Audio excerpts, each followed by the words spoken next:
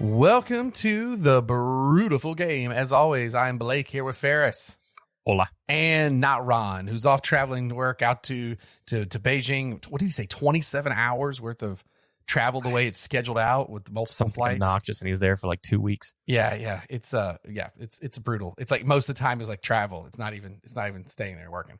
Well, Ron, we're thinking of you. Travel safe.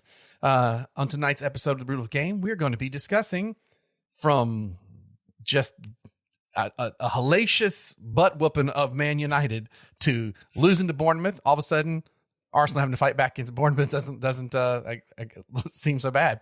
And then Chelsea managed to win 3 in a row. Don't call it a comeback. Why didn't I load that into the soundboard? You should have. Oh my God. That would have been great.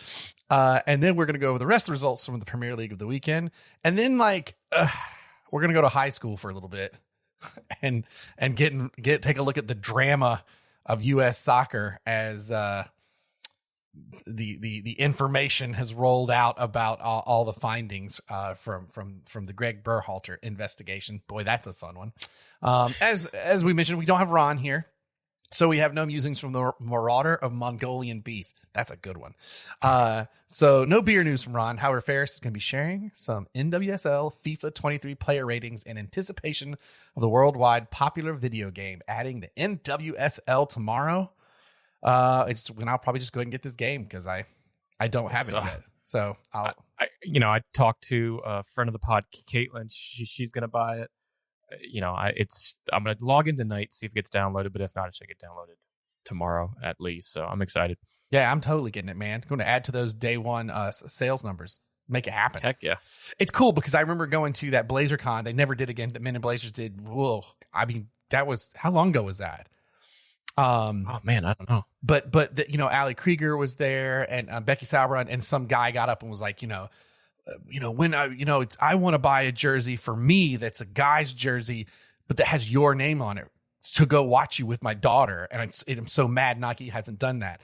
And everybody's like, yeah. And they're like, yeah, that's bull. And now that's like that. Now that's absolutely what can happen, right? Like I think we've all got kits from the ladies team, but it's wild to go from there to now. Finally, they're on NWS. The NWSL is on FIFA 23. So cool. It's awesome. I can't wait to see how they integrate it in, and they've had international women's teams on there before. But I was going to say a league and play with our pride. That's going to be cool. And to be clear, when I was there, that first and only BlazerCon, FIFA was there. The game EA FIFA, I should say, was there, not FIFA. Because it was the first year they had done the ladies internationals. So they had the stats from that and stuff. So yes, they have been on there, but not at a club level. And that's awesome. But first up, some beer. I was already telling you, I was having trouble finding some good stuff on this, except they're like on Yelp or whatever, a ton of great stuff on this brewery. They just don't have the best website, but you know what? If their beer is good, which according to Untapped, it is, who cares, right? Exactly. So this is Clinch River Brewing, brewed in can in Norris, Tennessee. So not super far from me. Damn fine liquid, it says. They're I don't know if you can see this, but their logo, it's got like hops, but it's a fish. Like it's like if you turned a fish vertical and the main body of the fish was just a hop. That's kind of cool. It's a cool setup, and this beer is their Clinch River Monster. It's a Scottish export ale, 5.5% alcohol. This recipe was a collaboration between our bar staff and our brewers. The staff wanted a rich, toasty, caramelly malt character that is balanced by the estery yeast character, and the brewers absolutely delivered. I got this because I thought toasty and malty sounded good because it friggin' snowed today, Ferris. Oh, no kidding. Yeah, we were like, I was over like, okay, we're spring. We're full spring, baby. I planted some trees with budding flowers and stuff the other day. And then at work, I took a ride in an ATV up the mountain, and I friggin' froze. It was brutal. Ooh. So this is going to be a little winter beer. It did get a little cold here, but like it was like high 60s, low 70s. So felt nice. Winter for Florida. Exactly. You know what they should have done though on the can?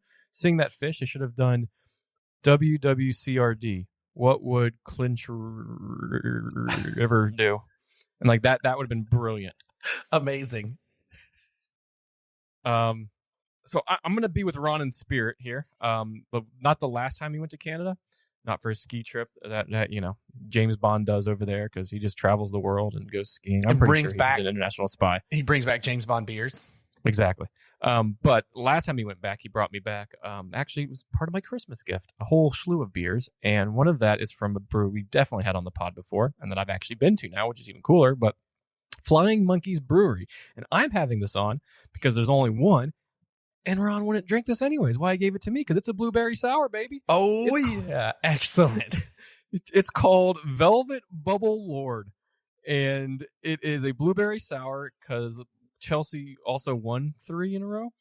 And since U.S. soccer is so jacked up, I decided to go with the Canadian beer. And I might even have a second Canadian beer when we get to talking about the U.S. soccer stuff. Well, I'll tell you what. When you come visit, there is a brewery here called Xul, Xul, and they specialize in sours. And they came to my place of work today to talk about doing like a tap takeover and brought a bunch of beers.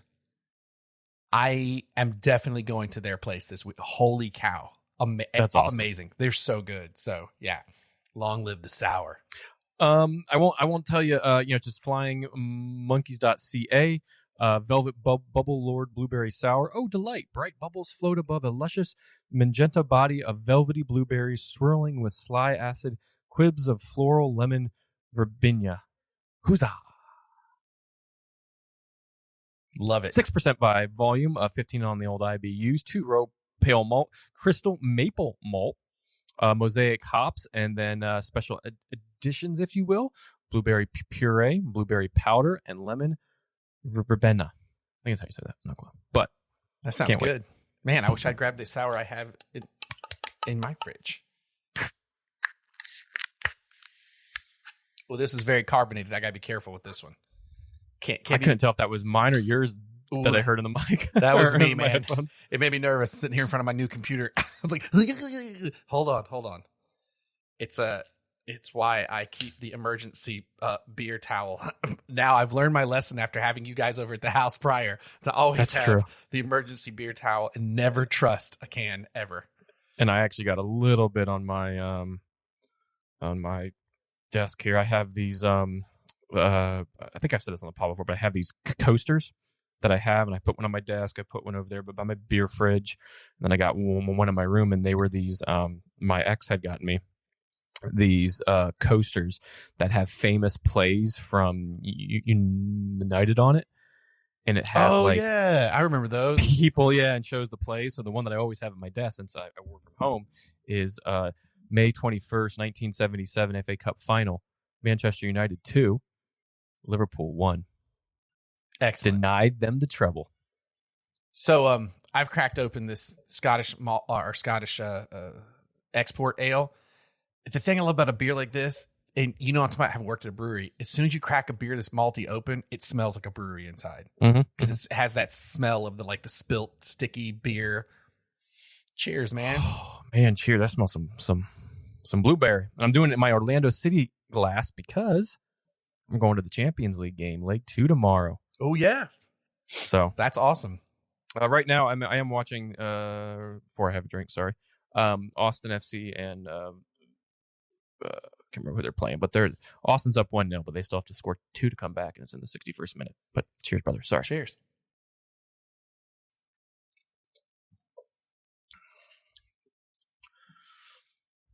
That is a different Scottish ale. It's malty, but it's got a little tang on it. I don't know how else to put that. Tang? Mm-hmm. What kind of tang you got there? Like just a little bit of like maybe more than you usually don't have too much of a hop with that. There's definitely a bitterness on the back that I taste. This tastes like a alcoholic Kool-Aid. Like blueberry Kool-Aid. It is so good. What did I say this thing was called? The Clinch River Monster. something. Okay. I'm like, I know that this was like a little collaboration between, it was like the people that work at the bar and then the brewers themselves. And now I feel like I gotta find out more about it because there's and I'm not saying it in the bad way, but there's an interesting flavor on there that I can't quite parse. Yeah. All right, I'll see if I can find that later. Clincher for Monster. I mean, it's got a good rating on Beer Advocate and Untapped. Excellent little beer. It's velvet, the bubbles from the foam, and that little bit of that carbonation. Man, it is a proper sour. You know what? I'm an idiot because I read it to you, the description, and I forgot about it already. But it's got the rich, toasty, malty caramel malt presence that you have in this, but they put an estery yeast character, like the estery yeast you would have like in a wheat beer or something. So I was like, there's a little something else on this. So it gives it a touch of earthy and citrusy hop character. So yeah, this is kind of like a weird, non-typical style Scottish export. Highly recommended. Man, so far, interesting. My travels through Tennessee beers have been really good. It certainly sounds like that. I'm looking at trying to go to the opening match for One Knox this weekend, and then the following weekend's matches. And I asked some locals, like, what breweries should I go? And they're like, where are you at? Everybody gives me like a list of like 8. They're like, unless you want to go here first, and then here's 10 you could check out over here. And they go, I'm like, God, man, it's pretty awesome. That's awesome. 2-0 Austin FC and the 60. What did I say? 61st. I think we're down to the 63rd. So they need one more, and this tie is all tied up. Oh, on Cap Champions League. Let's see some. They'll go to penalties. Then they'd be tied up. Is it the second? Yeah, if it's 3-0 at the end of regulation, they would go to, I think, extra time, and then All right, come on, MLS. Penalties. All right, let's move on to the Premier League. So following the 7-0 victory over third place Man United, Liverpool, I like you snuck that in there, though. Definitely sitting in third. Liverpool, a week later, promptly lose to bottom of the table Bournemouth 1-0. And again, as I said earlier, following a very feisty match that they had just had against Arsenal. So Bournemouth coming out swinging. I mean, we'd said it before, like those teams at the bottom are dangerous because they're fighting for their life. Mm-hmm. So goal in the 20th minute by Philip Billing. You know, he couldn't manage to do it in the first 9 seconds, but he did it in the 28th minute.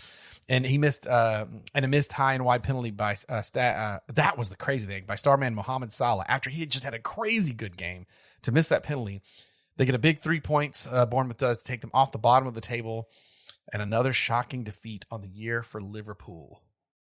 What are you thinking? Because I actually listened to a bunch of different podcasts today that talked about this match. You know, I texted Tony, and we have a text thread between you, me, Ron, him, and Phil. So it's no longer the Liverpool supporters. A few group. Arsenal fans. No, what did you get? The Liverpool support group before? So it was the Liverpool support group. You know, and I did kind of mean that in a nice way. You know, because you don't make fun of Alcoholics Anonymous support groups, right? That's you don't put fun in it. Like it's an actual support group. We're trying to help our friends. We're there to support them. You know, so he had changed it to what did he change it to? Mo Salah appreciation thread. So then, I kid you not, like 30 seconds after this game, I changed it and just put the little cherries, thing there. And he goes, fair play. And we were kind of going back and forth. I said, this just kind of sums up, this past week sums up what Liverpool's season has been thus far, right? You have all of this talent. All the talent. And if I'm not mistaken, I believe the same starting lineup started in this one as it did United. I think the exact same, with maybe the exception of Betchett. No, I think he started in that one too. So yeah, I'm pretty sure it's the exact same. They couldn't muster anything. The pressure that Bournemouth had were all over them. But going to the point I was about to make, this sums up their season because of how inconsistent they are this year, where they haven't been inconsistent in years past and been able to just churn and turn, points.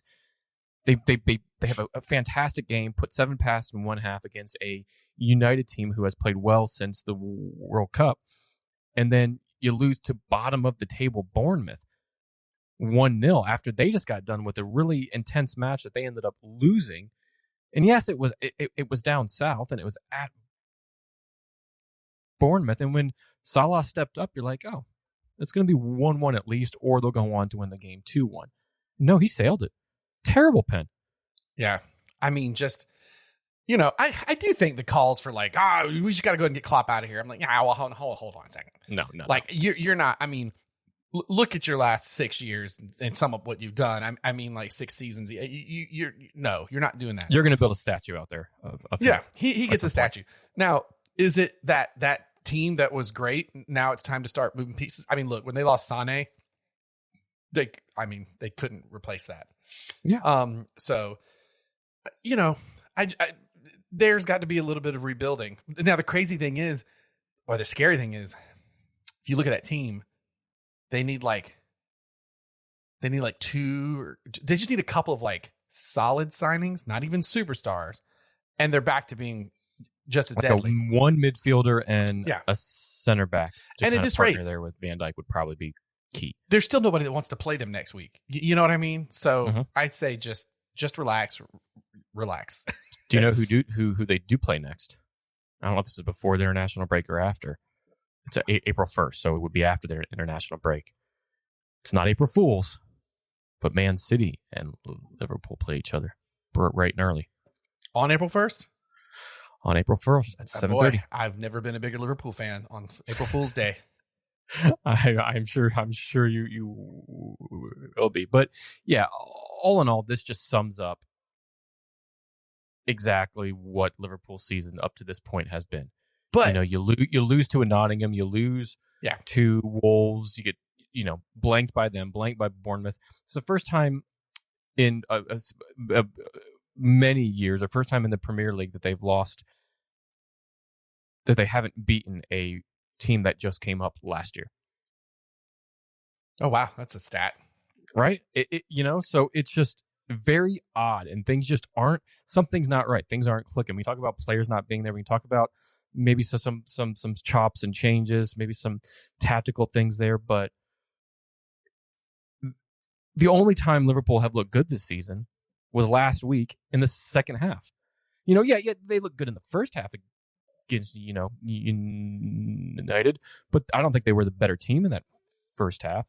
They just had what happened in the second half last week is what we expect Liverpool, maybe not 7 goals every week, right? But we expect them to do every week. Right.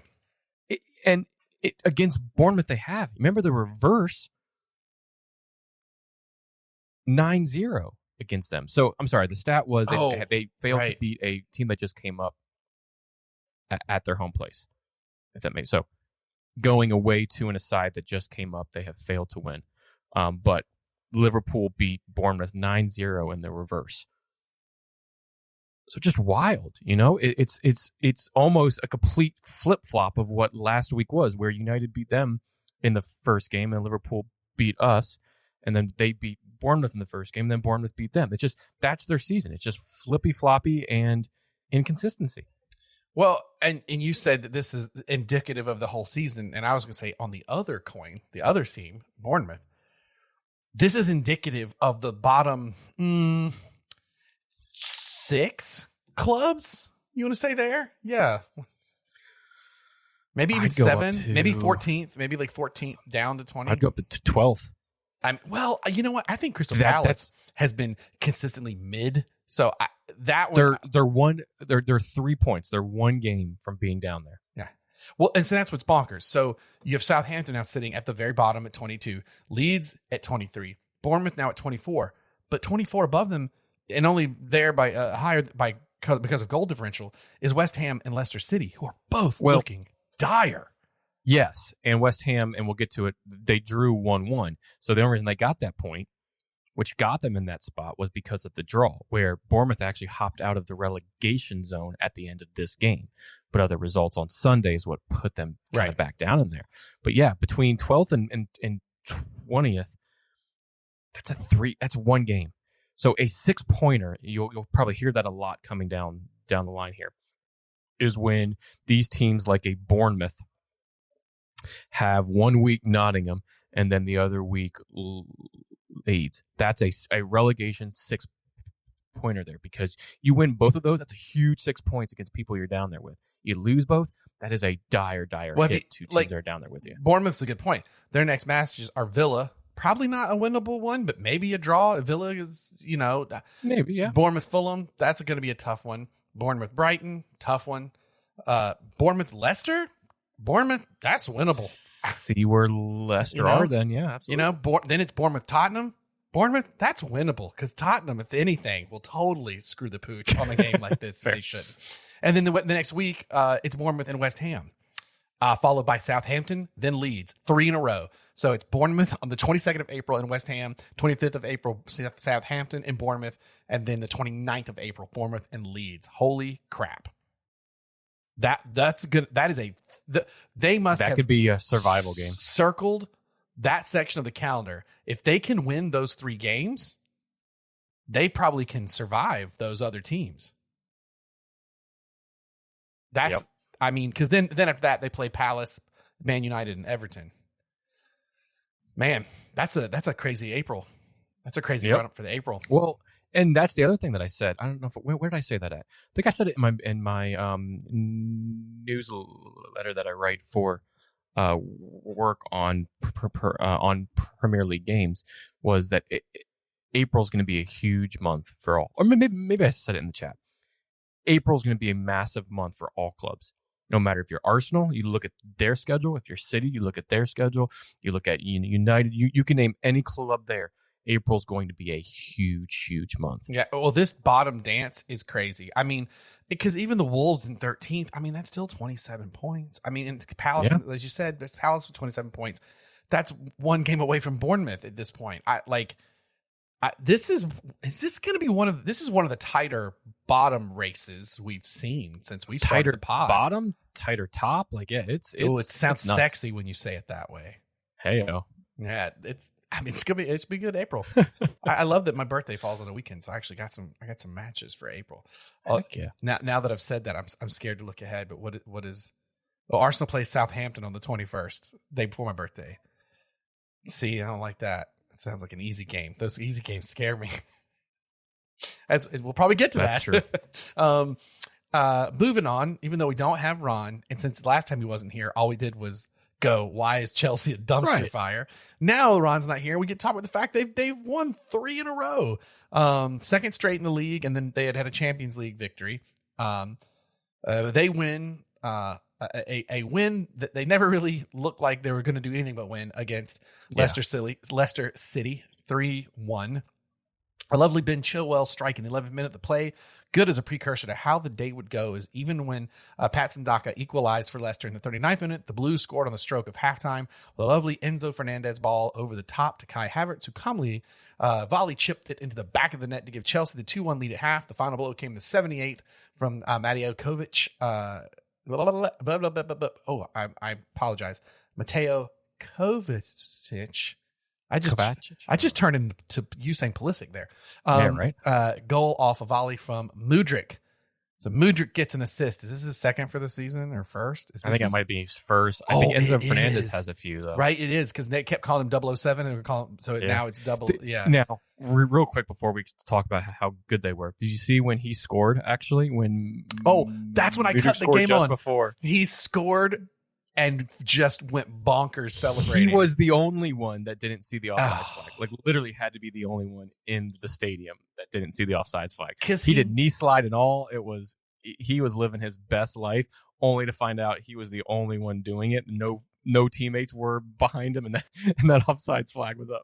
I feel bad because at the end of the day, he is young. He didn't decide to get paid $80 million or whatever it was for 25 years. Like he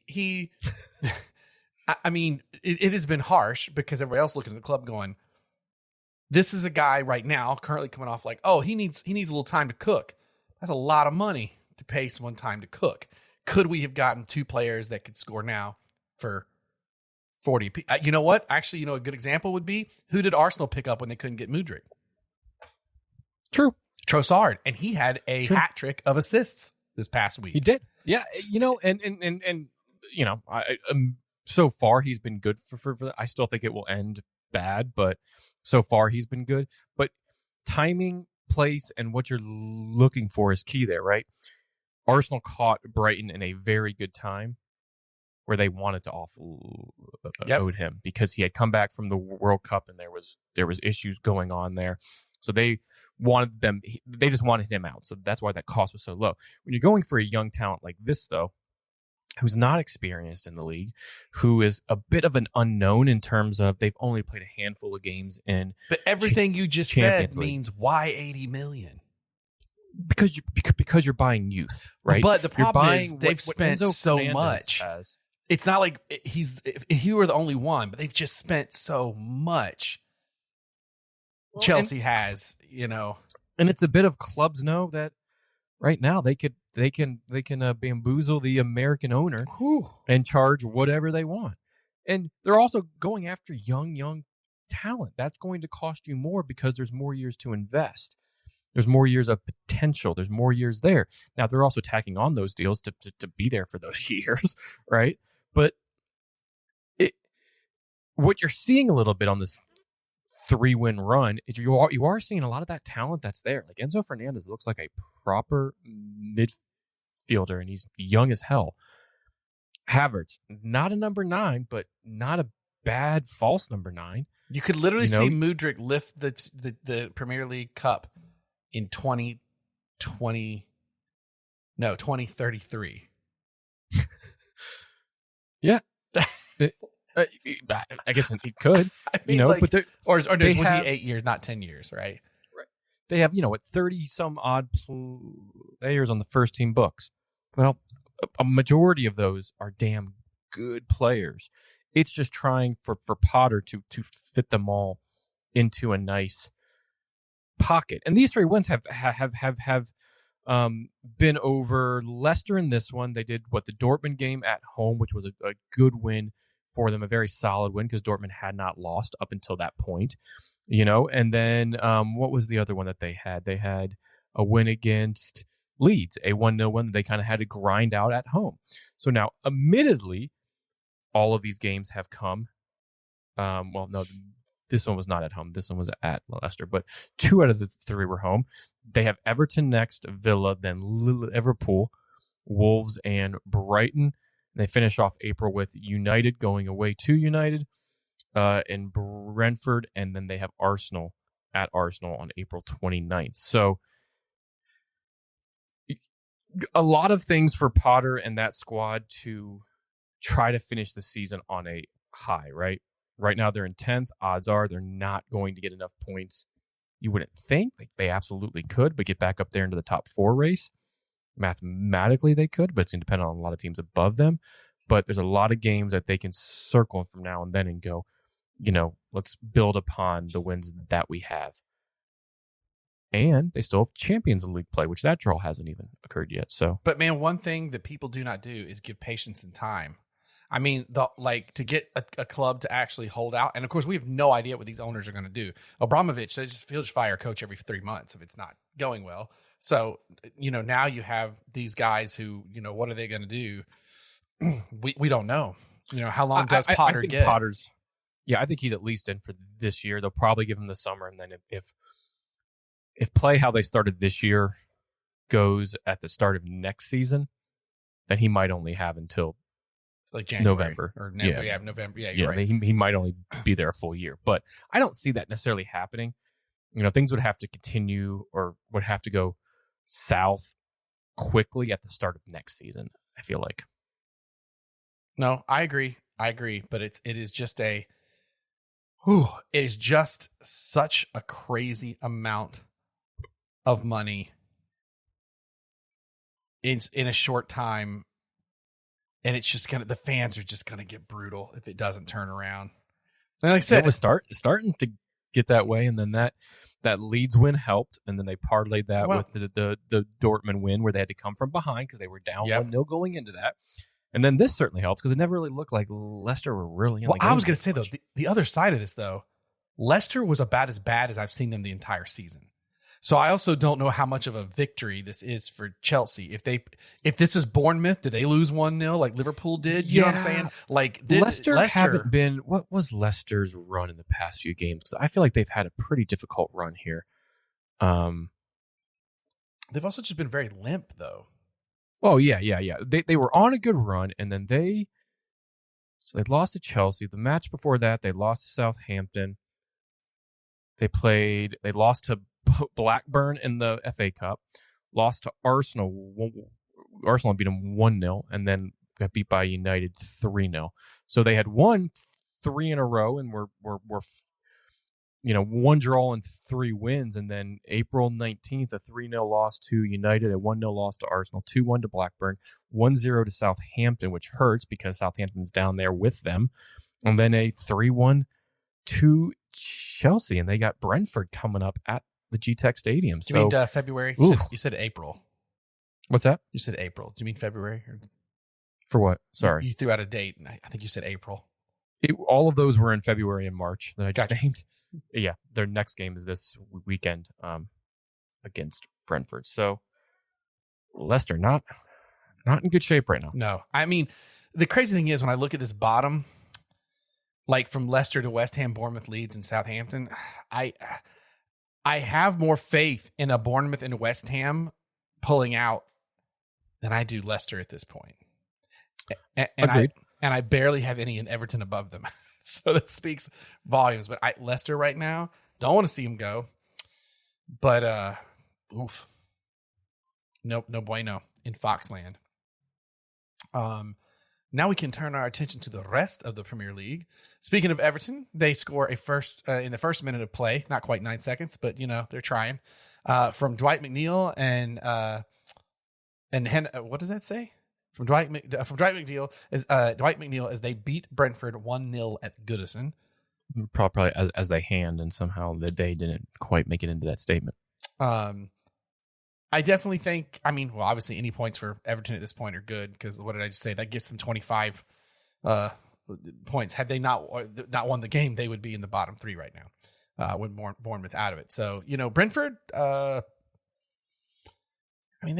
they're still looking good. I think the question of can they do better, I think kind of where they are is where they end up being. Maybe them and Fulham bounce back and forth, I think.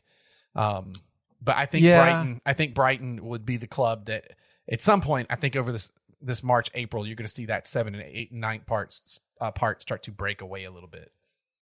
Yeah, agreed. And I think for Brentford, they beat who you really don't expect them to beat, and they lose to teams you really don't expect them to lose. Yeah, that's their season. They just happen to win more of those than they do lose, which keeps them right there in that, anywhere from 12th to where they at right now, 7th, 9th. So again, not good far win from for Everton though. Good win. That takes them all up to 15th. Yeah, they're sitting there at 38 points. That's a point out of Europe. So they're still in the fight, but yeah, they are a little inconsistent on their quality of play depending on who they play. Speaking of bottom of the table, Leeds, and not Brighton at bottom table, but certainly Leeds, they do get out as they share goal after goal in a 2-2 wild ride at Ellen Road. So, not to get into too deep of a conversation, but I think Leeds totally failed at firing Jesse Marsh because they're not getting any better. Like they're if you expected something to change, I don't know if it wouldn't have been better to keep him because remember he brought in a bunch of players and then they canned him immediately after. You're right. There hasn't been a manager bump. There hasn't not been at all. much of anything. A little bit of the style has changed, but they still work hard. They were working hard under him. Yeah. They still really can't score a whole lot, and they can't keep a clean sheet to save their life. Whether it's 1-0, whether it's 2-0, whether it's 1-1, 2-0, it's tough. They got a little bit of that manager bump that first game, right? That 2-2 draw with United early February. But since then, loss, a win against Southampton, then loss, and loss. Or I'm sorry, draw. So they don't even have a single win since they sacked him. No. I'm sorry, they have one, I think I named, right? Yeah. One. And it's not like that was against Southampton. It's not like Everton's killing it now, but since they have their new manager, they do look a little more settled than they had. Well, Dyche was we talked about this, a perfect hiring for them, right? For Everton. Because what Dyche is going to do, he's just going to tighten up the back. He's going to make it extremely hard for you to score on his teams. Could you imagine nick one off a corner? You can nick one real early on in this and just hang on, which is what they did. Boom, that's 3 points. They got a 1-0 win out of this after scoring in the first minute. They got a 1-0 win over Arsenal, his first game. That's 6 points that they probably wouldn't have had under Lampard. Could you imagine if that's who Leeds had snagged? Like that kind of like just get back and defend is just what they need. Yeah. It's just odd. I mean, Jesse Marsh, I'm not saying just because he was an American coach. Like I don't see what they got out of that. They didn't. Wrong. They didn't get much out of it. Tottenham returned to winning ways as Harry Kane now up to 20 goals in the Premier League, trying to catch up to Haaland. Something like that, yeah. It's Harry Kane, Richarlison, and Son all shine of the day to beat Nottingham Forest 3-1 at home. Interesting, Richarlison gets the start after he basically complains about his treatment at Spurs, and but goes on to get a goal and beat Forest. Well, no, he had a goal. It was ruled offside in the third minute. You're like, holy crap! After all that, going back and forth and saying he's not getting enough time, he scores in the third minute. Cool, you gotta play him. And then he ends up getting the assist on Son's goal. Yes, who is a bit of a super sub this year. He's scored almost every time he's coming off the bench. It's kind of weird. And Kane, God, he's gonna look great in a red kit next year. I cannot wait for Kane. I don't know what's happening with that. I mean, he missed the mark. They could have made so much money selling him to Man City at that one point. Like, God, where would Haaland be now then? Right. But I don't know, man. I don't know. Will he stick around and stay? Does he want to go? Conte, I think it is so clear that Conte, he even said like, "Oh, we'll see what happens," but I'm here this year. It's like he's gone, man. Like Kane stays if Pochettino comes back in, I think. Oh, that's a good call, actually. Right? Do you think that's really going to happen? Are they really going to bring Poch back? I would love it. It feels more likely than it should. Yeah, if they bring in somebody else, or for some reason they don't make the Champions League and they don't necessarily bring in Poch, I think Kane has a strong possibility of going. Let's just go ahead and let them bring back Pochettino and let Chelsea fire Graham Potter and bring back in Jose Mourinho. It'll be like good old days. Yeah, absolutely. Amazing. And you even got Sean Dyche back in the mix. Yeah, right? We need a little Teddy Bruce up in here. Steve Bruce, yeah.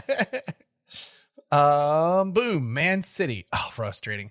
They convert a pen in the 78th from Erling Haaland, and that was enough for City to earn all 3 points on the road to Crystal Palace at Selhurst Park. I really thought that was going to end in a draw. City is having these weird games where they really struggle with clubs like this. Like, this is one of those, like, it was going to go to that draw, absolutely, like they did with Nottingham. And I'm not sure what the deal is there. I don't know, because then it's. I mean, what did they just do today? I mean, they just scored 7 goals against Leipzig, and Haaland gets 5 of them. And then against Crystal Palace, they need a penalty. Well, Phil and I kind of went back and forth on this a little bit because he's like, this was the most undeserving win for Man City. And I went, wait, I don't necessarily agree with that. You look at every stat line heavily in favor of Man City. Haaland did not have his best game. Obviously, he made up for that today. Palace set up well. They defended, just try to get something from the game, but they had zero attack on the other side. Like no potency, no shots on goal, no shots. They haven't scored in over like 400 minutes. It was City all the way. Plenty, 4 or 5 shots on goal. It was City way. It was absolutely a pen, so there's no controversy there. But yes, they did win by a pen. But how is that undeserving? When you rock to the game, when you own the game, they deserve to get out. They deserve to get something out of that game, and they did. Where like you look at an RB Leipzig today, Leipzig tried to take the game to them. When you take the game to them, Pep's going to pick you apart. They're going to carve you. And when you have people on the field like De Bruyne and Gundogan, and they can play those balls and they can do these things. 2 of Haaland's goals were just bouncing in and out, and him just being a bully in the box and being there. So they can play that style if teams want to play that, but they are going to run you out of the park. It's much harder when you're going away to home, and being in Selhurst before, it's not an easy place to play. The crowd's right there on you. It's loud, it's cold. It's tough to play when they pack it in, and they're putting all 11 behind the ball there. It's tough. And City did the best they could. They and they almost didn't get anything out of it. And I'm sorry, Palace did the best that they could, and they almost got away with it with a draw because they really didn't look like scoring at all. And 1-0. Well, they haven't like scoring all year. They're struggling on that front. Mm-hmm. Zaha's back though for them, so that should help. Until he joins. Well, Arsenal made some interest, so that I assume that Chelsea will get him for $75 million. Is my assumption then. Fair point. Yeah, that's what'll end up happening. Zaha's going to go to Man United because Harry Kane's going to go to. No, he's already been there. We're not doing the whole Pogba thing again. Which oh god, Pogba's played like one game all year. Yeah, back. Oh my god, I love it. Harry Kane's going to go to Real Madrid. We know that. That's where he's going. Possibly. Arsenal all but put the game to rest in the first half against Fulham as a hat-trick of assists from Leandro Trossard gives his side a 3-0 win at Craven Cottage. That was just one of those, like, there was no doubt. They just owned that game, which was what they needed to do coming out of a feisty win to come back from behind against Bournemouth. Sure. And a lot of talk in this one about playing away to Fulham, and Fulham have been good this year, and they basically put that to rest. I didn't get a chance to watch the game. I watched the extended highlights and stuff.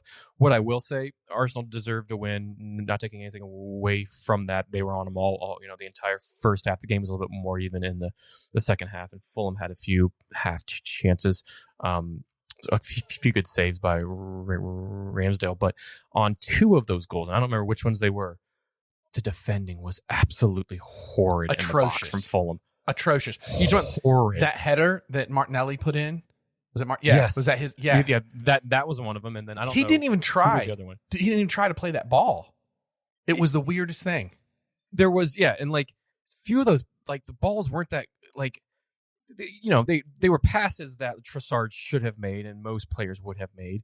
But in at least one or 2 of those, the one I'm thinking of is the corner with Gabriel, who just tends to score against Fulham all the time, and the one with Martinelli, that set piece defending was absolutely horrid. Maybe was it that one? I don't know. Anyways, the Martinelli one for sure. You could have pinged a ball, up in there, and he got up and got it. Like, it just was terrible defending. But what's the most important thing? Fulham have been good actually defending this year, so it was a bit weird. And what's the most important thing that happened in that game? Jesus. Oh yes, he did make he made a don't call it a comeback. This should have been don't call it a comeback pod. Absolutely. Maybe that's the title of this episode. Yeah, not only that, he almost scored too. Like when he I didn't see a whole lot of them, but from the commentary and clips that I looked, he looks sharp, he looks fit, he looks good. So I would take a guess he starts on the weekend with whoever you guys play. Oh yeah, I absolutely. I think he'll start. Probably subbed off in the 60th minute or something like that. May not play like a full, the full match kind of a thing. But that I expect that's where it'll be at. Looked good, looked so good. I was like, you get him off the pitch, don't get hurt. Then we got what's our next match here? A goal apiece in the first half pretty much told the story of the day. Oh yeah, as West Ham and Villa play out to a 1-1 draw. There's nothing much to be said about that one. Now West Ham's another one too. Like, what do you do with their manager? Do they fire him? Old Moyes? Moyes? No. As long as he keeps him in the league, I don't think so. Who you're looking for is a Moyes, right? Who tends to save teams in situations like this. Although he might not save this one. We'll see how this goes. Yeah. The only last thing to kind of say about this one is that pen that Benrahma took some controversy there, and not so sure it was a pen. But that kind of the Sunday games had a bit of that of the controversy with the VAR, as we'll touch on here in a sec. We'll get to more of that. Newcastle United get their first win in 5. Isn't that a crazy stat to say? And yet, what are they still sitting at 5th with 44 points? The first 5 in the league. Yeah, it's the first win in 6 because the cup game that they lost was not. Yeah, so they get their first in 5, and the 79th minute they get a game winner from subbed on Miguel Almiron. Typical Almiron goal. Right. Was enough for the Magpies to get a 2-1 win over Wolverhampton. Again, it is kind of bonkers to think they have not won 5. They needed first that in one, 5. That took them 2 points above Liverpool and within 4 points of Tottenham in 4th. So they needed that win bad because they were on a streak where Liverpool was starting to catch up to them a bit. Same with Brighton, almost in a way. And Tottenham with a few of their losses kind of held it there. So that was a big win for Newcastle, even to come back, or not come back, but they had gotten the first goal, and they had gotten it tied up in the 70th and scored 9 minutes later in the 79th. So they absolutely needed that win. That's just wild that they're still sitting in fourth with that stat, though. All right. That tells you the fight that's been happening in those, Well, it also tells you that they had accumulated a lot of points prior to, because remember they were all the way up there in second, I think, prior to the World Cup. Although, you know what, I'm going to be a little fair though. They still have 2 games in hand, right? They do. They have 2 games in hand. Brighton has 3. Think about that. Brighton has 3, and they're at 39 points. Yeah, Brighton has 3. Liverpool have 1. Newcastle have 2, United have 1 in hand. So, interesting. Yeah. Well, yeah, I mean, that's where the fight with Brighton, dude, Brentford has 2 in hand too down there. Yeah, but Brighton could absolutely end up in the top 4. They could.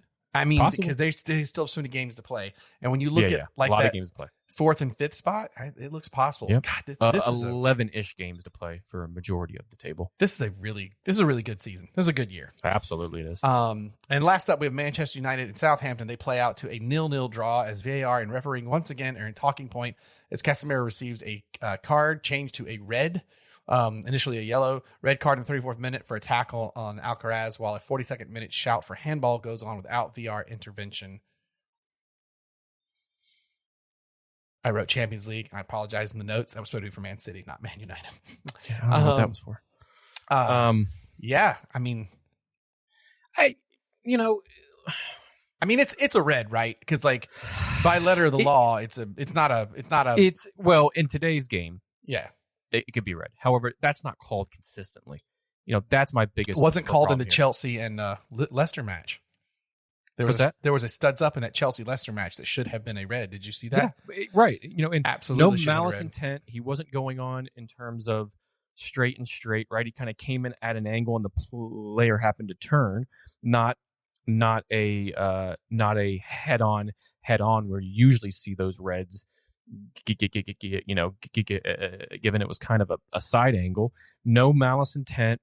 Tried to tackle the ball, got the ball, but slid over the top of the ball, which then your foot's going to roll off of a round object and continue to go forward, and it happened to hit the shin.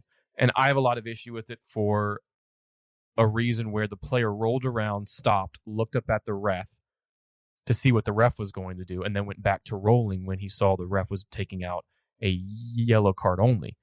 And it seemed to be that's all it was going to be. Even the announcers didn't have a fear of it being a red until the player was down for a bit longer and you saw the ref, in his ear and going over there to look at a red. And that's where it was like, okay, well, this could get changed. I did not see it in live time. I had to go back and and watch that. To have 2 red cards for Casemiro in the course of 3 league games, when he played over 500 league games and didn't receive any. That's. I don't know if that means anything, because he's not that me, type though. of player. That doesn't mean anything to me though, because I think this is I think the Premier League is so different. Oh yeah, absolutely. He's adapted extremely well, right? But I think the first red that he got, you put your hands anywhere up there in the face and throat, regardless of intent, you're going to open it up for a review and for us to do that. This, harsh.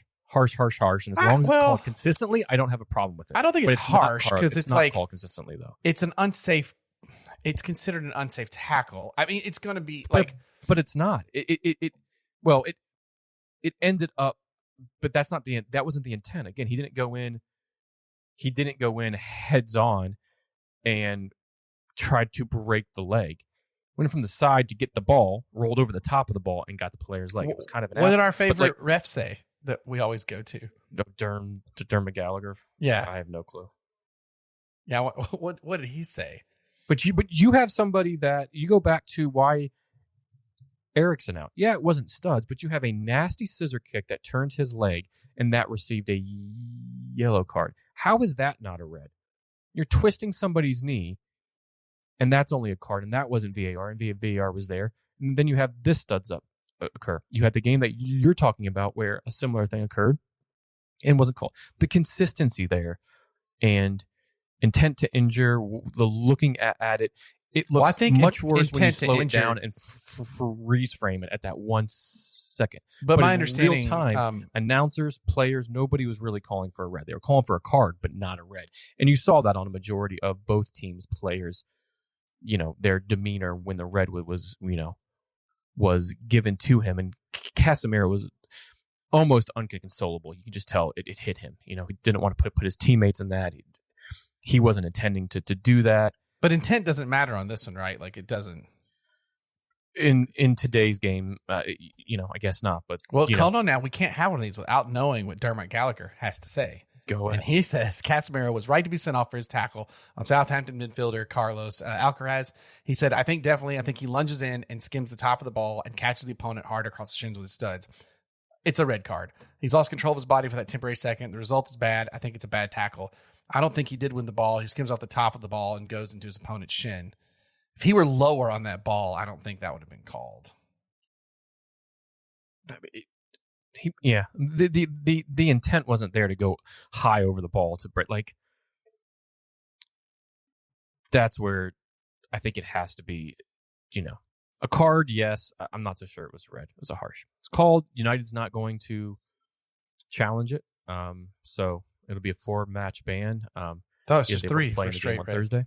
That was 3 for straight. Isn't it 3 for a straight? 4 because he received that card beforehand, so they tack an extra game on, which is a big loss because there's some play Fulham coming up, and big loss in how he's been. The other thing though is a few minutes later, it boggles my mind how that was not a handball and how that didn't even go to VAR. Well, it should have just gone to VAR at the very least. Why doesn't that go to VAR? Correct. The very least go to VAR. The ball essentially comes in from a wide. What's VAR there for? Land on. If this doesn't go to VAR, I don't understand. There have been so many VAR. Look, Arsenal had, what was it, 2 weeks ago? When that Bournemouth game or whatever, Arsenal got like 4 calls that were like, God, this could have been a handball, but VAR said no, they weren't. And then this one, that was 4 VARs turned down in that match. And in this one, there's a very clear possible handball and no VAR? You don't go over there and even look at it? Like, I don't understand that. The ball is about to land on Weghorst's foot. And the player is like on the ground, like doing like the crab crawl, and it clearly hits his like upper bicep, shoulder area, and then bounces down and stops the ball dead. The ref looking right at it. You have to look at that. You have to VAR it. And to have the whole thing of, well, they're going to take it into consideration that stopped that, it was a natural movement for the player to fall and put his hands on the ground. You look at it, the player was on the ground well before that ball came in. Also, VAR it then and just make sure. Yeah. I mean, that's, I suggest I hand you guys a text. So in the same theory, if you're about to run into the post, you're going full speed and you're about to run in the post, but you put your arms out to protect yourself from going into a goal post, and the ball comes in and hits your arms. I bet you they're calling handball. They're calling handball. They don't give 2 shits if you're trying to protect yourself. No. But that's a natural moment. They're going to call a handball. So why is that not the case here? The handball is, and I also sent this in the text. It was handball is just about as muddy as a catch in the NFL. Do they have 2 feet and they make the first initial offensive movement? Did they move, whatever the hell is an actual catch? That's handball now. How ridiculous it is to figure out what handball is. And then the handball was given today, and I think, what match was that? Was that the first goal for City? It might have been. I didn't catch some calls. Yeah. Anyways, 0-0, good enough to get a draw. It was actually a fun game. Both teams going back and forth, very wide open. For large parts of it, didn't even look like United was down some, but both keepers made good saves, and it was actually quite a fun 0-0 after that. Can I ask you a question? How many red cards has Xhaka had this year? I don't think he's had any. Yeah, I know, baby. Casemiro, the new Xhaka of the Premier League. No. Here it comes. As I said, here it comes. Xhaka has to win about 15 more things for him to even be in Casemiro's category. Casemiro just needs like one more red card for the year. He's good to go. At this rate, it's coming. Yeah, and both you can argue weren't reds. It's not like he did what Jacques had done, gone in with a heavy challenge to intent to injure or anything along those lines, or fighting or anything that he's done in the past. But yeah, he grabbed a dude by the neck. That linesman grabbed that. I'm looking at that picture. You know that linesman last week grabbed Bruno's arm. Yeah, that was a thing. I'll bring that back up again. Just saying. All right, Ferris, shall we roll over to how things are, or a little update you have about the FIFA 23 NWSL players being added into the game? Yeah. Well, we'll kind of just go that's to this. Pretty good. This was not spicy at all. Last episode was so spicy. Right? It took me 2 hours to edit all that. Yeah, when you get 3 in there, you know. But yeah, you know, we'll just kind of break up the soccer talk, and before we get into the U.S. talk, which I definitely have to pour myself another beer for that. But so prior to the game coming out, some ratings were released on the league, and who do you think is the highest rated in the NWSL when the game drops?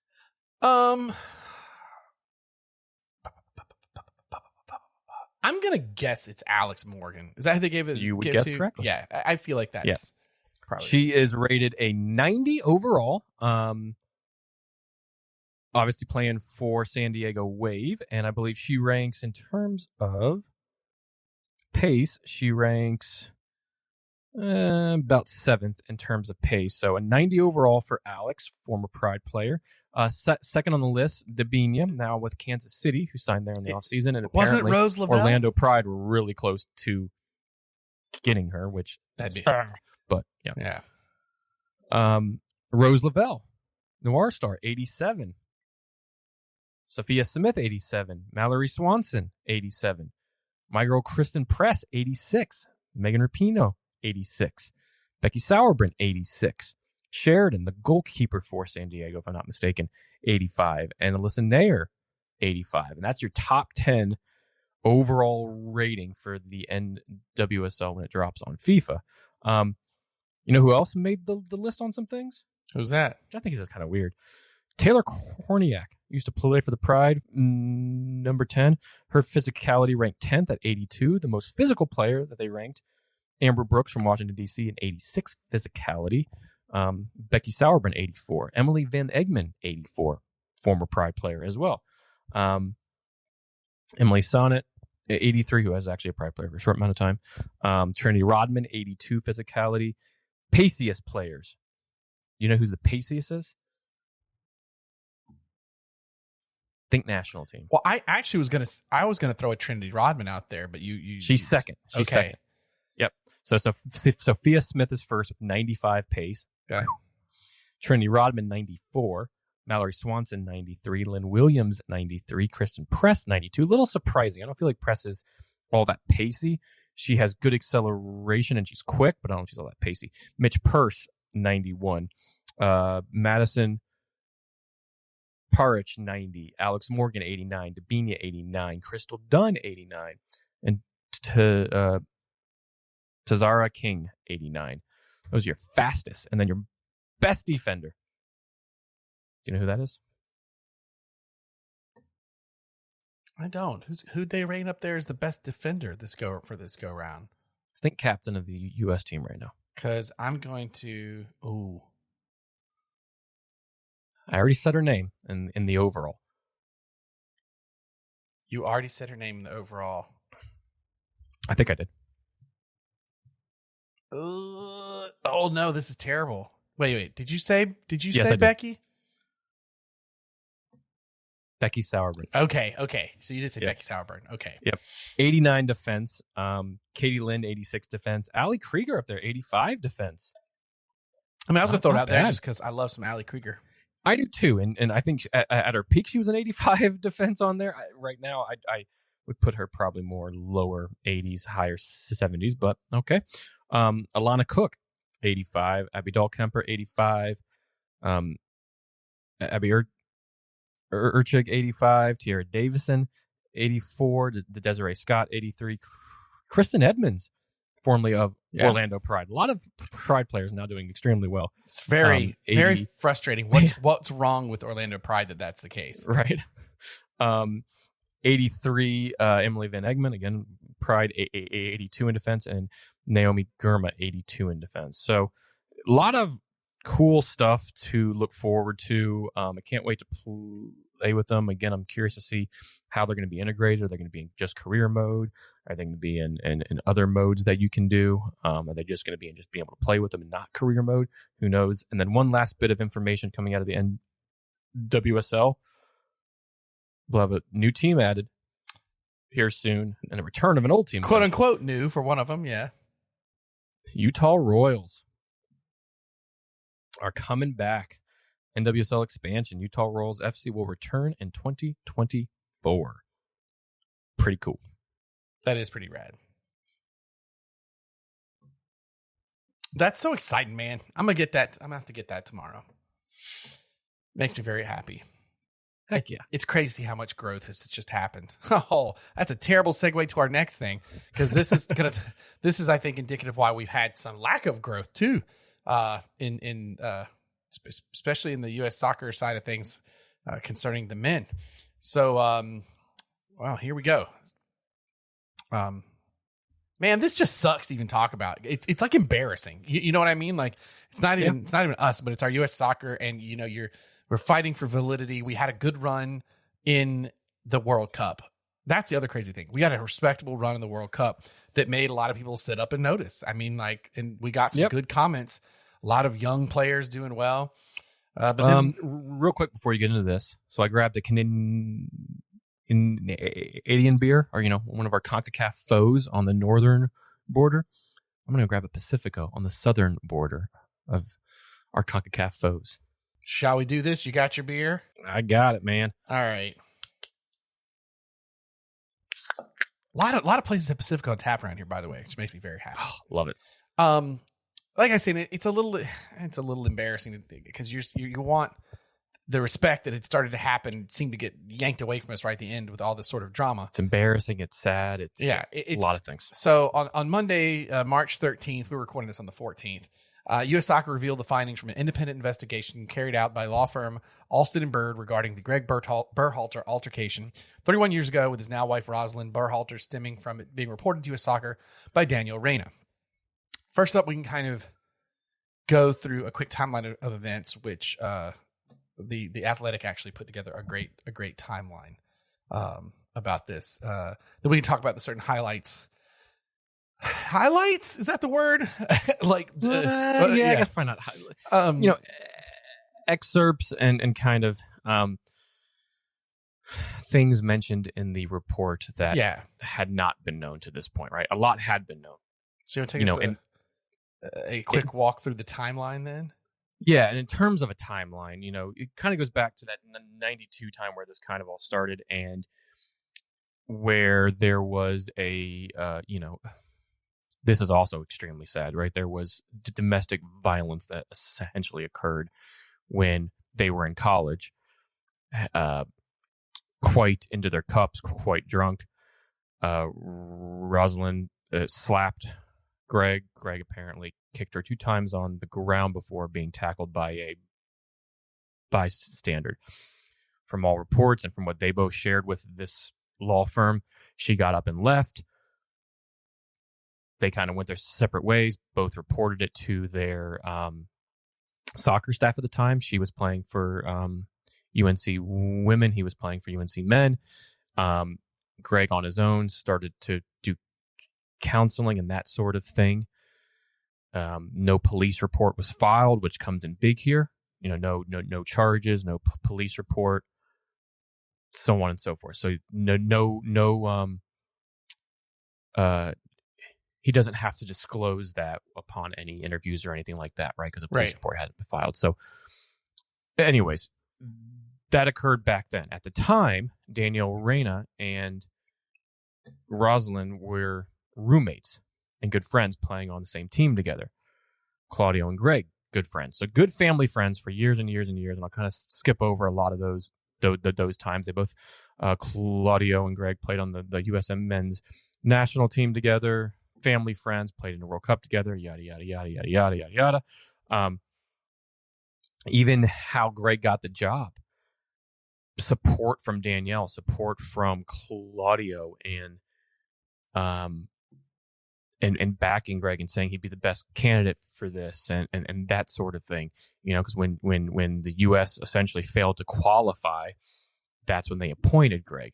But Claudio was a big advocate. And at the time, Claudio had gone for the director role, which is, I believe, Brian McBride, eventually got. We'll get more into his kind of past here in a sec. So he was named head coach in 2018, qualified for the World Cup a few years later. Sorry, Claudio had interviewed for the vacant sporting director position in 2019, and he listed Berhalter as his top choice for head coach of the men's national team. So kind of all that was before. Qualified for the World Cup. We're kind of caught up to speed here, right? Gio coming off some injuries and not playing a lot. Had that conversation and said, hey, you're not going to get that much time, or we're going to kind of ease you into it, whatever the conversation was, however it occurred. Gio didn't quite handle that news well, a bit of a sourpuss in training and blah, blah, blah. Then he apologized to the team, and all this kind of came out after the fact, right? Then this all really went to head in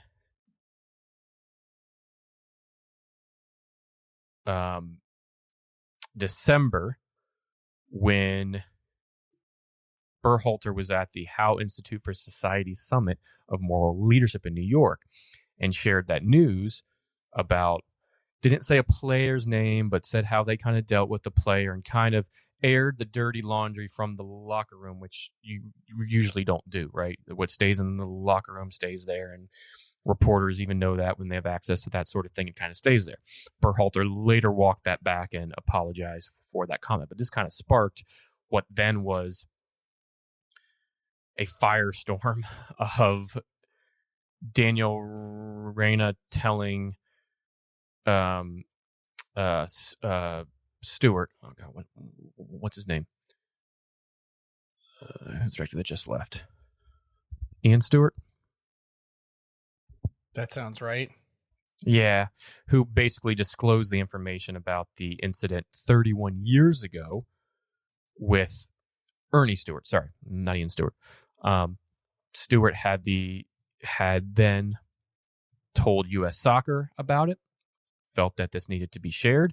He did the correct thing in sharing that, and that's what kind of opened up this investigation. So then this report is basically this law firm's independent investigation into all of this. And long story short, they basically said nothing legally can be done. Berhalter was not in any wrong. Obviously, he was in the wrong with putting hands or feet or, having domestic violence towards what is his now wife. That is 100% wrong, not right. But in terms of legalities, because a police report was never filed, he is still eligible to be in contention for the men's national team job when the U.S. Soccer looks to hire that this summer.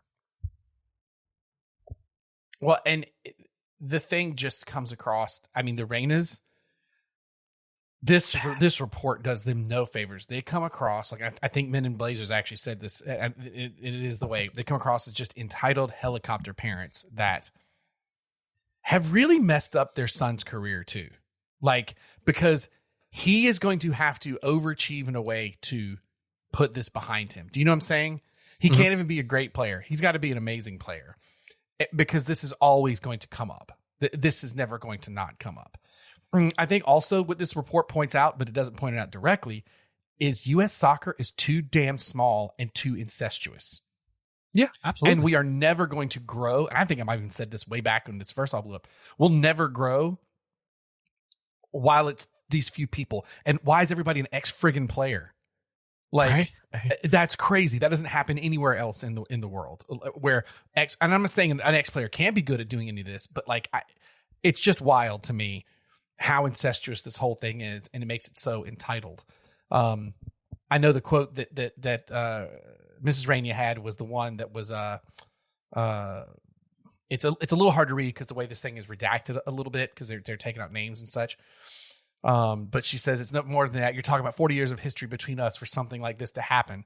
And then said something along the lines of, once this tournament is over, I can make one phone call and give one interview, and his cool sneakers and bounce passes will be gone. Like, that's a threat, right? That's a threat. I mean, and I think, that's malice intent to ruin somebody's career. How do you they didn't play your son exactly in the tournament?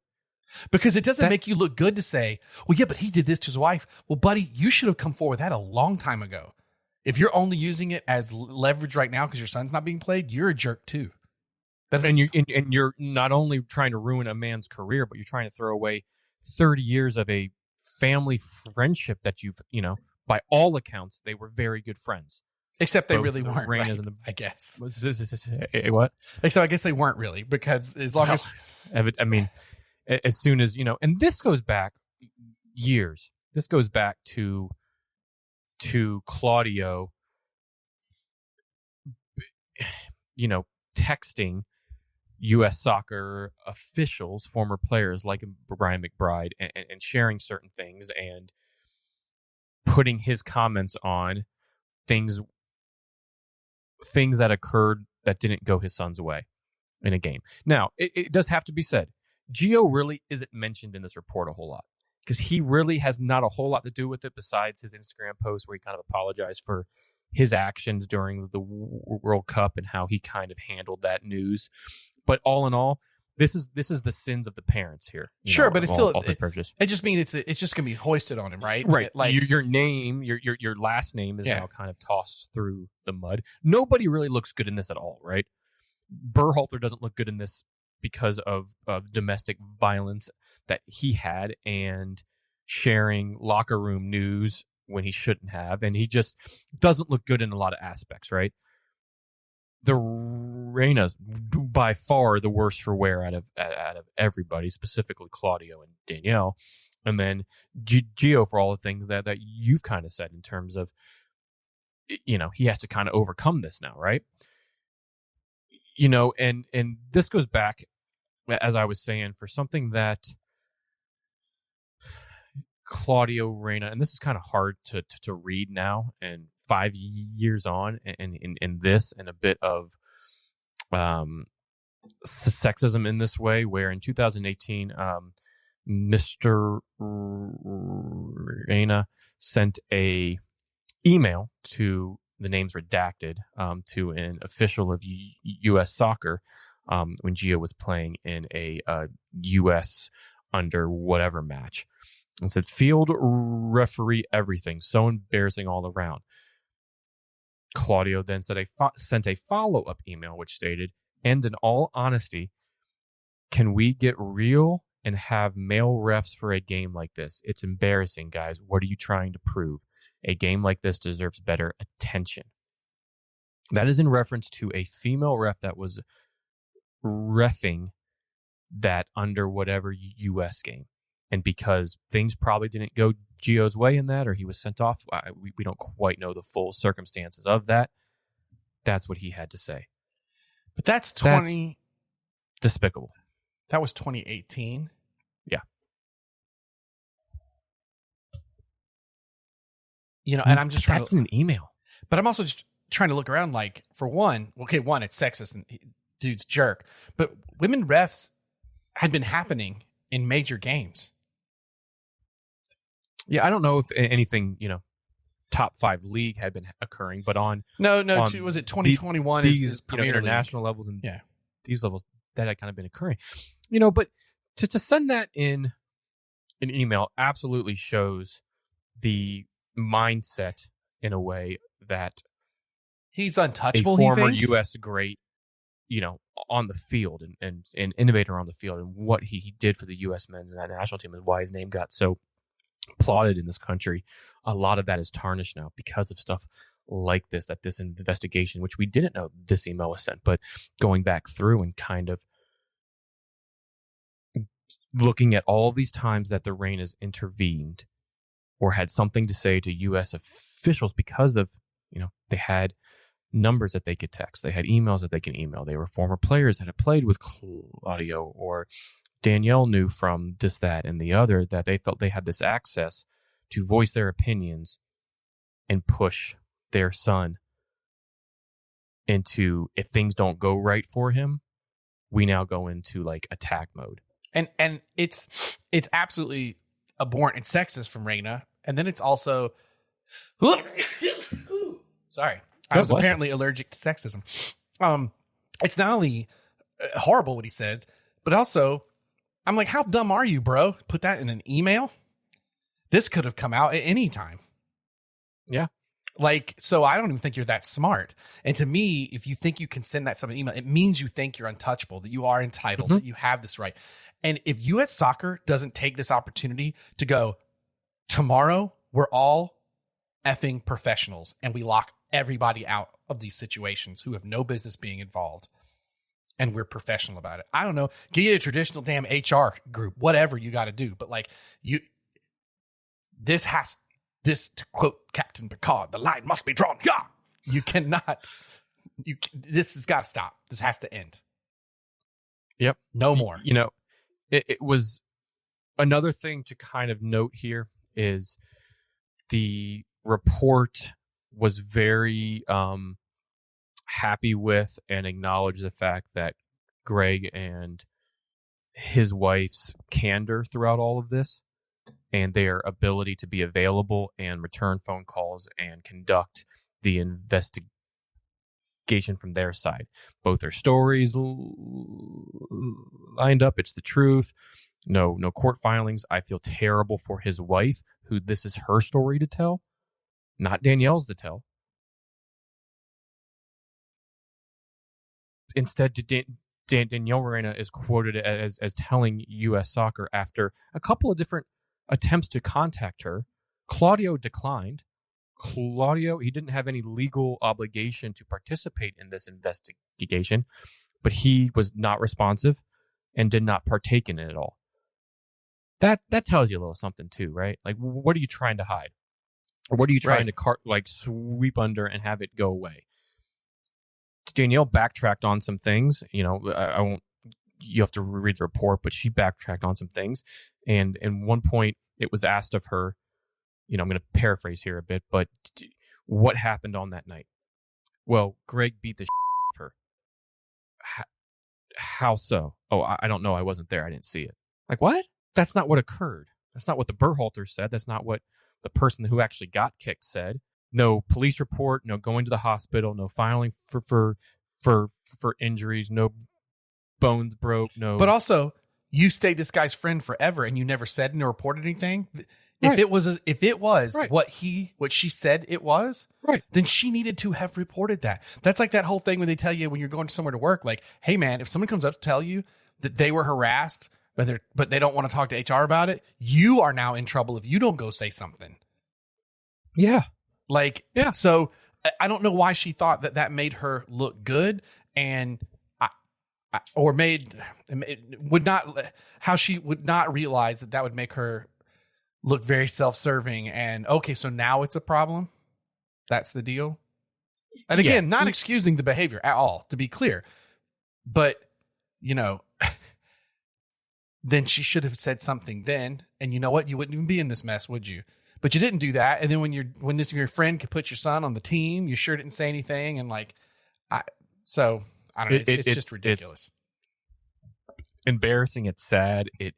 We should be reading what happens on our lower, on our grassroots level where parents are over. Do you know why? And helicopter parents and all this. Do you know why? The other big thing, the root of this evil that needs to be cut out is that unlike every other friggin' nation, we are pay to play. Yeah. So you got a bunch of rich, entitled a-hole parents. Well, and if that are like, I'm spending this money. Your name can carry you a long way. Yeah, but I'm spending this money. So like, I'm just saying, like, this crap is everywhere. If you go back to when this news first broke and you listen to the Two Robbies podcast about this, and they talk about when they first came to America prior to like working for NBC or I can't remember if the Premier League was NBC, but whatever it was, and how they were so blown away by the parents' behavior to coaches and stuff at these pay to play, because like they did pay to play. So he was like, over in England, be like, who are you? Get out, go away. Do that again, you'll never see your kid play again. Like, you'll be kicked out of the state. Like, you know what I mean? They were just like, it was such a different culture for them to walk into, and that culture needs to change. 100%.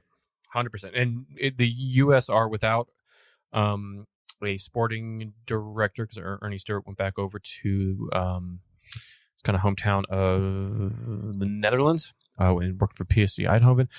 Brian McBride's no longer in his role. So we still have a sporting director role. We have a head coaching director. Like, a lot of things that need to occur to get us back on track. We'll kind of end this with how both the how Berhalter responded and how the Reinas responded to this report being released. Real quick before sharing that, head over to the Athletic. Jeff Reuter, Paul Tenario are writing up some good info on this that you kind of keeps you up the timeline. Head over to ESPN with Jeff Carlisle, over to Stars and Stripes FC. Donald Wine the second are putting together some good pieces on this that kind of gets everybody caught up to speed much better than me and Blake can do over a few pints. But Berhalter responded. The Athletic spoke to Berhalter very briefly over the phone. He provided a short statement regarding Monday's news, but did not answer any questions. Rosalind and I have respect for the process U.S. Soccer had to go through. He said, "We're grateful it has concluded and look forward to what's next." You know, just short, simple. He participated in the report, in the investigation. You know, when the HR team calls you out for your canter throughout it, essentially, you know that you basically did everything that you could. You know, and to have, again, stories that were in sync, the facts, truth, how things proceeded after that terrible incident in 92.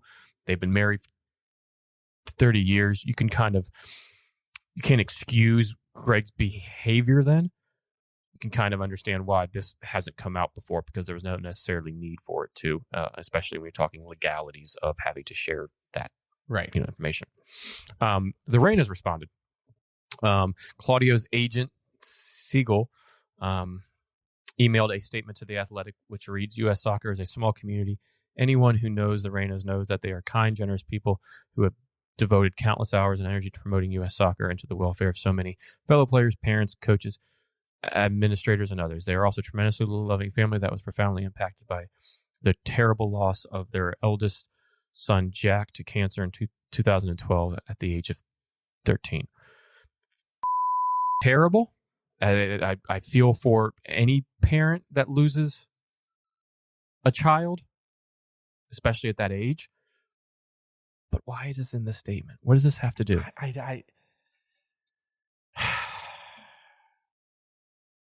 That's the final one too, right? The final link that you had. Yeah.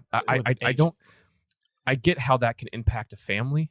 You know, I can't sympathize. I could try to understand. I haven't been in that position. You can see how that brings a family closer, makes you protect your oldest or your other son all the way, but just kind of weird to be at it. It's 2012 when that happens, and like you said, it's awful. But it does smack of a like sympathy on our side. I'm so shocked the lawyer did it, because it just makes, to me, that just adds to the behavior that we're talking about earlier, where it's like I'm not really going to apologize. You see, it's not my fault. It's still an entitled thing. It's still like, still implying oh, sorry, this all happened because this tragedy happened. So you're not going to talk bad about us now, are you? You know what I mean? Like, what a gross thing to milk. That statement is just a professional written lawyer-esque statement up to that point. Like, if you cut out that last line,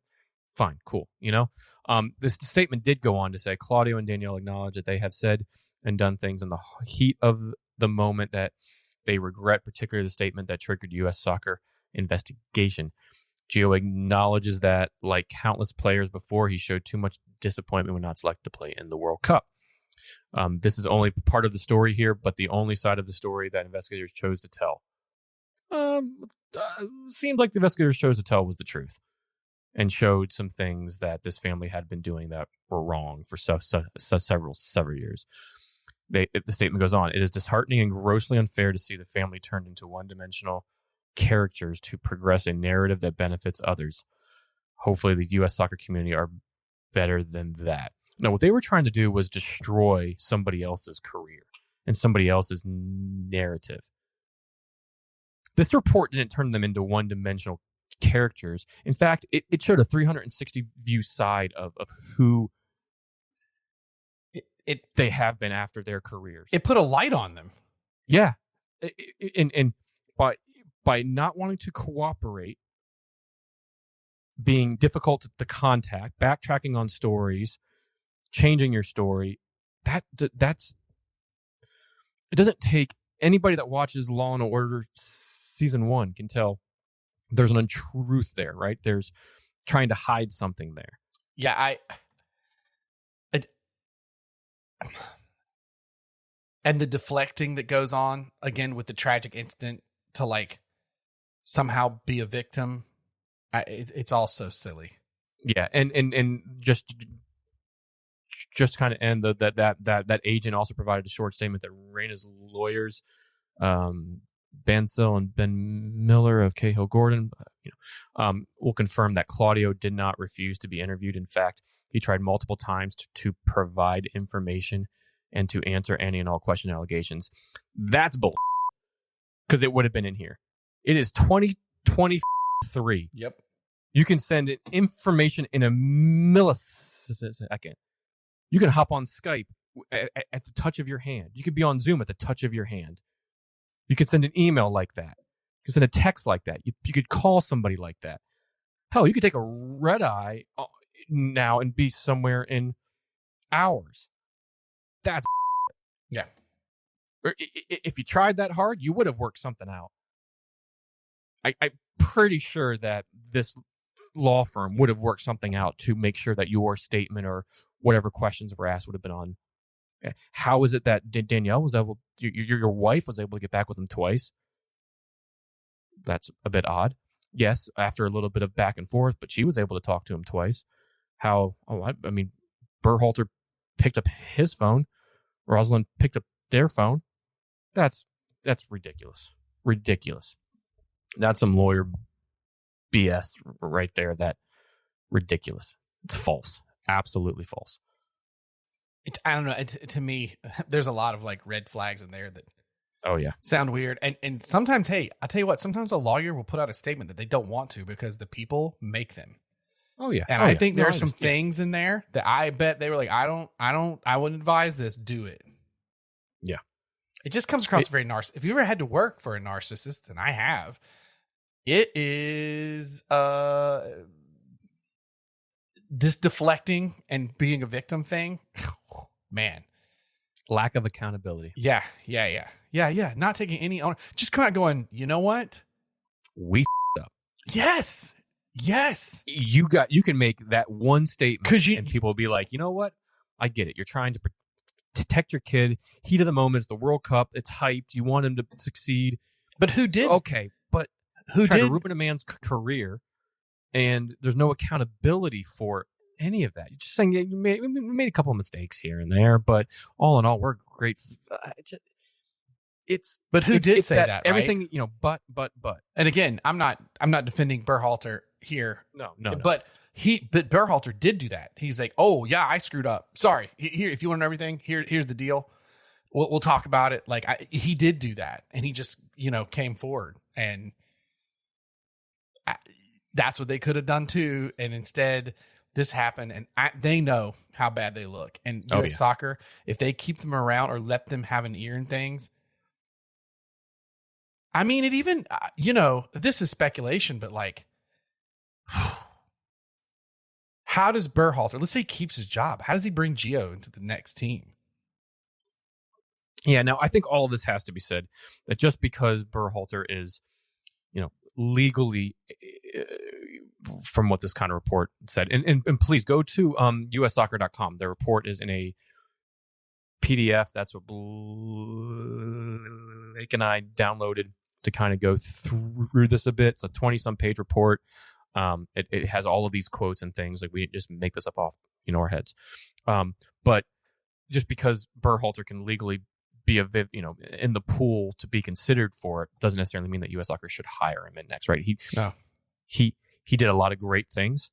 He got us back into the World Cup. He will go down as one of the most winningest U.S. men's national team head coaches, but it doesn't mean that he should be leading this team on to the next phase, on to the next World Cup. He did a lot, but in my mind, it's time to pass that off to somebody else to carry the U.S. men's national team on to the next phase that you kind of helped to build. I concur. And I hope he gets a job again in the MLS or overseas or someplace, because to have a career ruined for something that was, yes, your fault back in 92, but to go seemingly about things after that in a correct way, or in a way that showed contrition, that showed that you needed to change your behavior there, to work through that, to volunteer for those things, to do everything that they did. And a lot of this is all on those sites that you can read. And then to end up, being with the person that occurred to for those amount of years, and no other incidents that we know of or anything along those lines, to have your career ruined for something that you made a decision to sit a player is terrible. Yeah. Nope. I agree 100%. What a weird, gross situation. Sad, just everything. Yeah. Just gross. We should have ended with the NWSL FIFA numbers and to have a happier ending to this pod. But this about wraps us up here, everybody. Again, our beers I had from Clinch River Brewing. I had the Clinch River Monster Scottish export ale. Flying Monkeys, which we've had on this pod numerous times, from Barrie, Ontario in Canada. I had the Velvet Bubble Lord Blueberry Sour, brought back by Ron, who hates sours, but given to me as a gift. So thank you, Ron. Perfect. We got a Zlatan quote, or is the yeah, sure. I got one. You got one? Yeah. At one point he was quoted as saying, Lionel Messi is good. That's a compliment from Zlatan. That's a compliment. Like, if I ever heard one, is that the quote? That's the quote. Lionel Messi is good. See, he said it, so he must be the GOAT, right? I guess. I mean, that if Zlatan said that, that's high praise right there. No, I'm sorry. Not good. Lionel Messi is awesome. There you go. Hey, that's even better. That was the exact quote. That's a compliment. I have a question for you. Go ahead. You always like to do the quiz games. I thought I would do a quiz game. Okay. What country's capital is growing the fastest?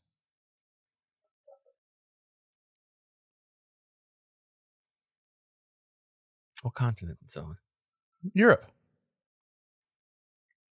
Hungary for more. Nope. Ireland. Because every day it's Dublin. God, I want to go get a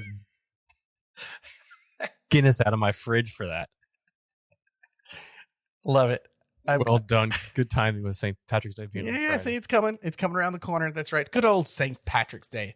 I'm gonna go and get me a good couple of pints of Guinness. Although it's at a Scottish Celtic bar, but whatever, it'll work. They still have Guinness on draft. Technically, Jameson started from a Scottish guy, not an Irish guy. Oh, I didn't know that. Well, there you go. I learned that on my trivia. All right, well, there you go. He got kicked out of Scotland because he made light whiskey. Oh, badoom ching. Scotch. Yeah, he made Scotch there. I got turned it into whiskey. I guess it was a whole story on the tour. It's great. All right. Well, folks, thanks for listening. Again, if you want to leave us a 5-star review, we'd love that. If you do, get us drop us a line. Let us know you did that. Get a screen grab or something. We'll get you a koozie or magnet or something out to you. Follow us on Untapped for all the beers that we're trying. Follow us on Twitter, Instagram, Facebooks, all those things. And yeah, boom, there we are, guys. That wraps us up. All right, my friend. Love the beer. Cherish the game. The brutal game. Just launch it, my friend. Sláinte. Happy St. Patrick's Day.